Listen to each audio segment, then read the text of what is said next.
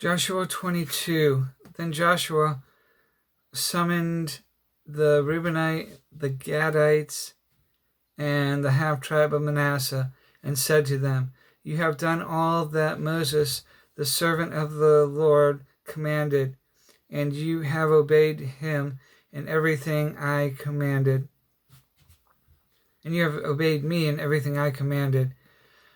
For a long time now, to this very day, you have not deserted your brothers, but have carried out the mission the Lord your God gave you. Now the Lord your God has given your brothers rest as he promised. Return to your homes in the land that Moses, the servant of the Lord, gave you on the other side of the Jordan. But be very careful to keep the commands and laws that Moses, the servant of the Lord, gave you.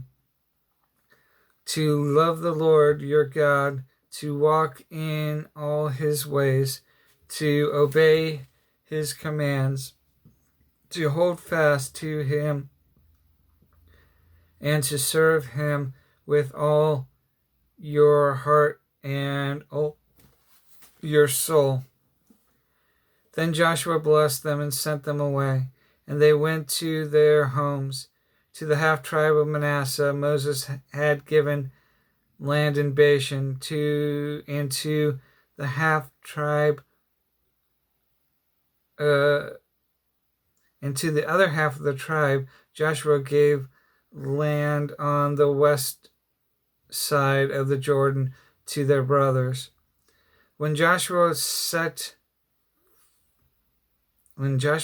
them home, he blessed them, saying, Return to your homes with your great wealth, with large herds of livestock, with silver, gold, bronze, and iron, and the great quantity of clothes.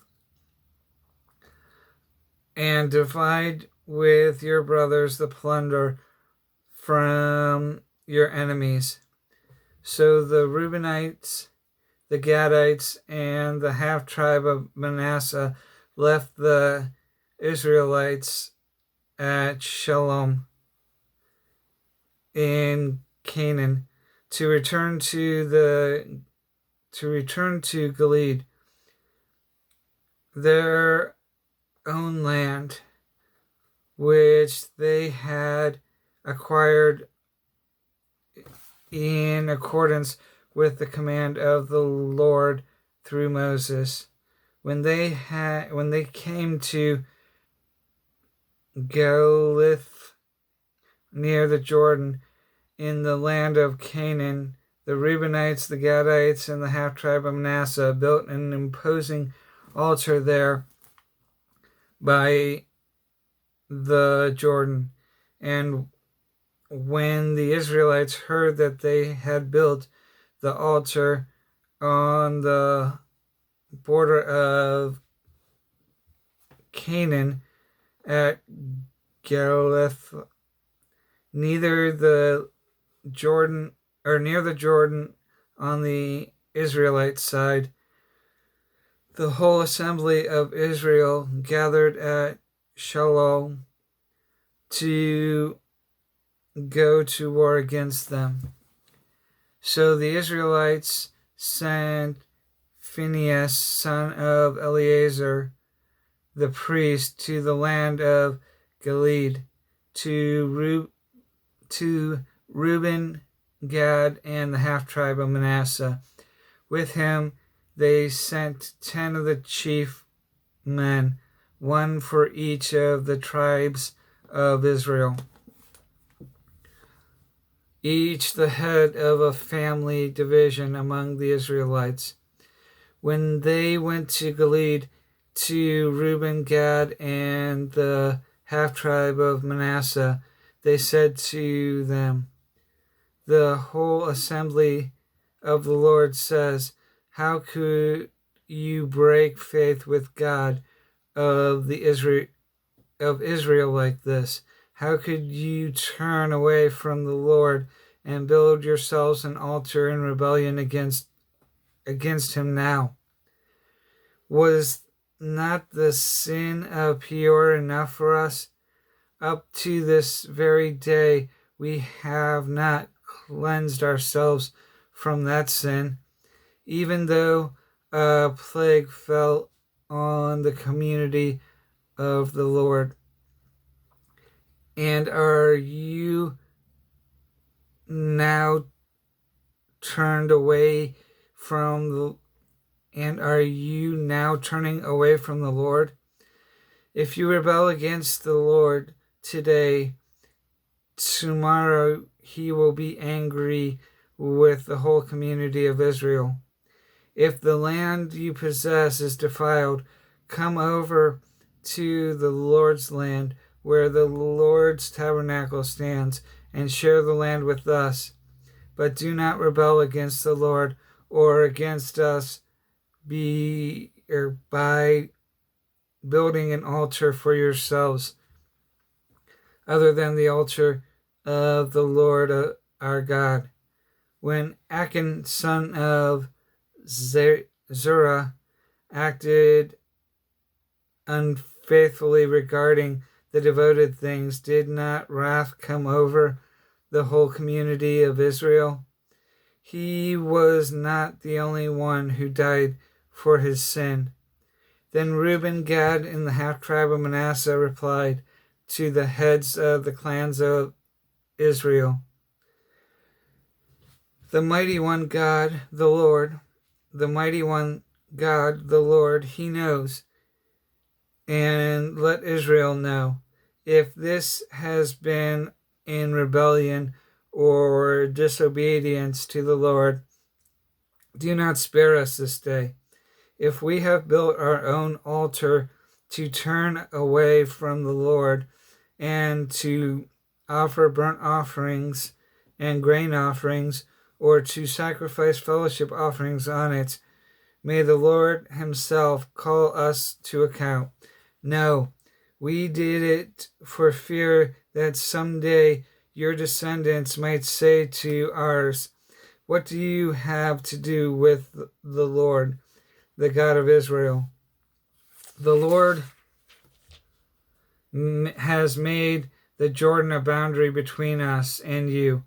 You Reubenites, you Gadites, you have no share in the Lord, so your descendants might cause ours to stop fearing the Lord. That is why we said, let us get ready and build an altar, but not for burnt offerings or sacrifices.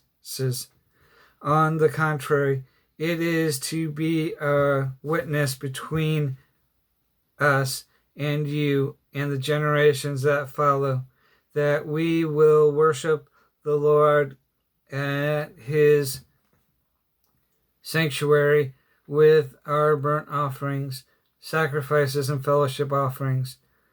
Then in the future, your descendants will not be able to say to ours, you have no share in the Lord. And we said it, if they ever say this to us or to our descendants, we will answer, look at the replica of the Lord's altar, which our fathers built, not for burnt offerings or sacrifice, but as a witness between us and you. Far be it for us to rebel against the Lord and turn away from him today by building an altar for burnt offerings, grain offerings, and sacrifices, other than the altar of the Lord our God that stands before his tabernacle. When Phinehas, the priest and the leader of the community, the heads of the clans of the Israelites, heard what Reuben, Gad, and Manasseh had to say they were pleased. And Phinehas, son of Eleazar the priest, said to Reuben, Gad, and Manasseh, Today we know that the Lord is with us, because you have not acted unfaithfully toward the Lord in this matter. Now you have rescued the Israelites from the Lord's hand.